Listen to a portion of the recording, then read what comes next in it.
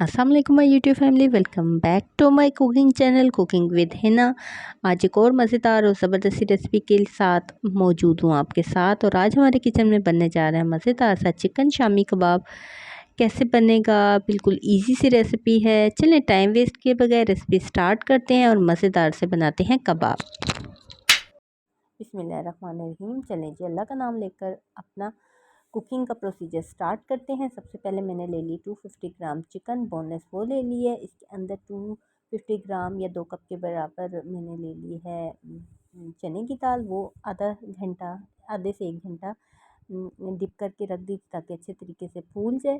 तो जी ये सब चीज़ें मैं पैन में डाल लेती हूँ। सबसे पहले मैंने चिकन डाला, फिर इसके अंदर चने की दाल डिप की हुई पानी निकाल दीजिए, वो इसके अंदर शामिल की। अब इसके अंदर जाएगा काला नमक, 1 चम्मच के बराबर काला नमक डाला, 4 से 5 जवे लहसुन के और 2 हरी मिर्चें ड्राई हुई वो मैंने डाल दी हैं। अगर वो नहीं है आपके पास कोई मसाला नहीं, आप कुटी हुई लाल मिर्च या दड़ा मिर्च भी शामिल कर सकते हैं। तमाम चीज़ें इसके अंदर मैंने शामिल कर दी। अब इसके अंदर 2 कप के बराबर पानी या इतना डालें कि ये दोनों चीज़ें अच्छे तरीके से गल जाएँ। तो जी ये मैं देचकी में करा रही हूँ, तो उसके लिए 20 से 25 मिनट लग जाएंगे। तो 20 से 25 मिनट में ये गल गई है। तो अगर आप कुकर लगाना चाहें तो जल्दी चाहिए तो 8 से 10 मिनट के अंदर ये बिल्कुल परफेक्ट सी गल जाएगी। गला के मैंने इसका पानी अच्छे तरीके से ड्राई कर लिया है। अब जो चने की दाल है और जो चिकन है उसको अच्छे तरीके से आपने कूट लेना है। ये देखें जी, ये मैं अच्छे तरीके से इससे कूट रही हूँ। अगर आपके पास चॉपर है तो आप उसके अंदर भी डाल दें, पर ये मैं रेशे वाले बना रही हूँ, रेशेदार शामी कबाब। तो उसके लिए कूटे हुए सही रहेंगे, क्योंकि चॉपर के अंदर ज़्यादा पेस्ट बन जाता है, तो उससे इस तरह ये रेशे ज़्यादा अच्छे नहीं बनते। तो जी ये मैं अच्छे तरीके से इसको कूट रही हूँ। इसी पैन के अंदर आराम से हो जाएंगे, फिर इसको प्लेट में शिफ्ट कर देंगे। तो जी ये बोनलेस है इसलिए मसला नहीं है। अगर आपके पास हड्डी वाला गोश्त है तो वो भी आप इसमें शामिल कर सकते हैं, पर उसका ये है कि जब ये चिकन गल जाएगा तो हड्डी अलहदा करके गोश्त को अलग कर लीजिए और फिर उसको अच्छे तरीके से कूट लीजिए। और बाकी जो कसर रहेगी ये मैं मैशर की मदद से कर रही हूँ, ताकि ये अच्छे तरीके से बिल्कुल ये इसका पेस्ट सा बन जाए। और ये देखें जी, बिल्कुल जी अच्छे तरीके से हो चुके हैं, कुक चुका है सारा मसाला। अब इसके अंदर ड्राई मसाले या सीजनिंग डालते हैं। इसके अंदर मैंने सबसे पहले डाल लिया नमक, थोड़ा सा वाइट नमक वो इसके अंदर शामिल करेंगे।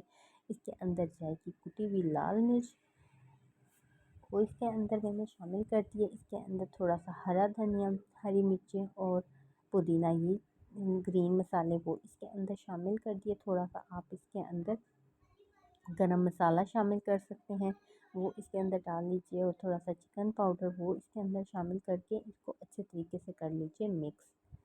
तो जी अच्छे तरीके से मिक्स हो जाएगा।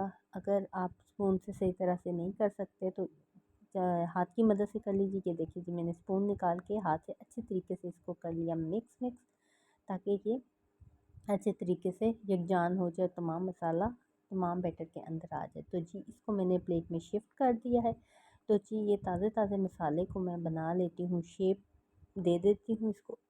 तो ये मैं सर्कल शामी कबाब बना रही हूँ। अगर आप बच्चों के लंच के लिए या किसी और के लिए बना रहे हैं तो आप इसको डिफरेंट शेप्स में भी बना सकते हैं।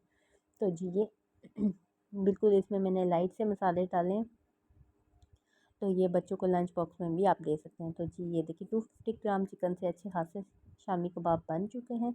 अब मैं आपको फ्राई करके भी दिखा देती हूँ कि फ्राई होकर भी ये कैसे लगेंगे।